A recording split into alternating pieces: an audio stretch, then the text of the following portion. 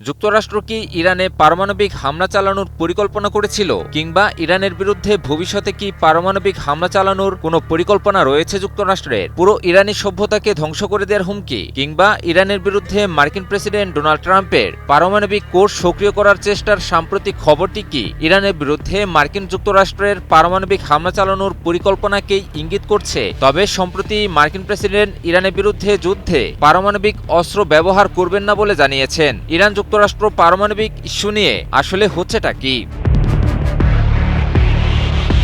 সম্প্রতি ফ্রান্স ভিত্তিক আন্তর্জাতিক সংবাদ মাধ্যম ফ্রান্স 24 এর একটি প্রতিবেদনে উঠে আসে এক চাঞ্চল্যকর তথ্য, যা নিয়ে বিশ্বজুড়ে তৈরি হয় ব্যাপক তোলপাড়। প্রতিবেদনটিতে দাবি করা হয়, ইরানের বিরুদ্ধে পারমাণবিক অস্ত্র ব্যবহারের চূড়ান্ত নির্দেশ দিতে চেয়েছিলেন মার্কিন প্রেসিডেন্ট ডোনাল্ড ট্রাম্প। তবে শেষ পর্যন্ত জয়েন্ট চিফস অব স্টাফের চেয়ারম্যান জেনারেল ড্যান কেইনের বাধায় থেমে যান মার্কিন প্রেসিডেন্ট। ইরানে যুক্তরাষ্ট্রের পারমাণবিক হামলার পরিকল্পনা নিয়ে কোনো সুস্পষ্ট প্রমাণ না থাকলেও ইরানকে নিয়ে মার্কিন প্রেসিডেন্টের সাম্প্রতিক যুদ্ধংদেহী বক্তব্য ইরানে পারমাণবিক হামলার দাবিকে আরও জোরালো করে তোলে। এর আগে পুরো ইরানি সভ্যতাকে এক রাতের মধ্যে ধ্বংস করে দেওয়ার হুমকি দেন ট্রাম্প, কিন্তু ট্রাম্পের দেয়া হুমকির সময়সীমা শেষ হওয়ার মাত্র 90 মিনিট আগে হামলা থেকে সরে আসেন তিনি এবং 2 সপ্তাহের যুদ্ধবিরতি ঘোষণা করেন, যা বিশ্বজুড়ে চলমান উত্তেজনা কিছুটা হলেও প্রশমিত করে। ট্রাম্প কি সত্যিই ইরানে পারমাণবিক অস্ত্র ব্যবহার করতে চেয়েছিলেন, নাকি এটি কেবলই ভয় প্রদর্শনের কৌশল ছিল, তা নিয়ে জোর আলোচনা চলমান রয়েছে কূটনৈতিক মহলে। তবে সম্প্রতি রয়টার্সের একটি প্রতিবেদনে দাবি করা হয়, ইরানের বিরুদ্ধে যুদ্ধে পারমাণবিক অস্ত্র ব্যবহার না করার কথা জানিয়েছেন ট্রাম্প। হোয়াইট হাউসের সাংবাদিকদের করা প্রশ্নের জবাবে ট্রাম্প বলেন, ইরানের বিরুদ্ধে পারমাণবিক অস্ত্র ব্যবহার করবেন না তিনি। ট্রাম্প দাবি করেন, প্রচলিত উপায়েই ইরানকে মারাত্মকভাবে ক্ষতিগ্রস্ত করেছে যুক্তরাষ্ট্র।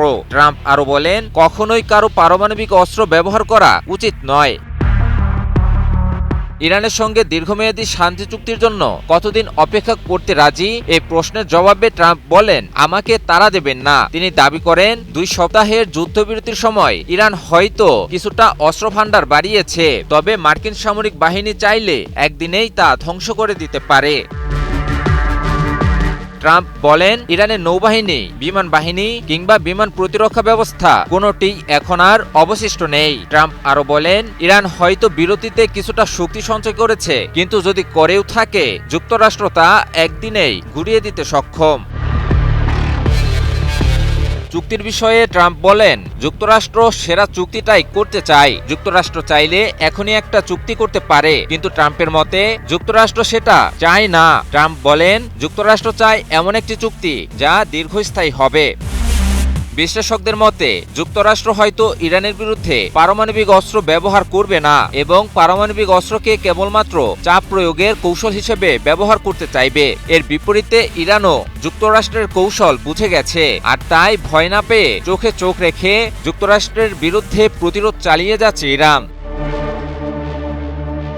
ইমন আলী, নিউজ 24।